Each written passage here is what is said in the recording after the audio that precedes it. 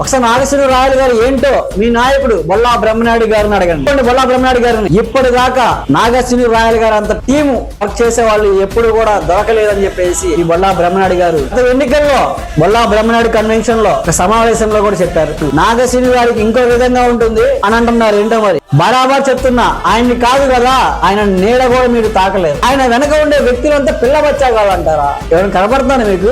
మీ పార్టీలో లాగా ఆ పార్టీలో గంజాయి బ్యాచ్ లేదు. మరొకసారి కనుక ఇలాంటి రిపీట్ అయితే కనుక తర్వాత పరిణామాలు చాలా తీవ్రంగా ఉంటాయని హెచ్చరిస్తున్నాం.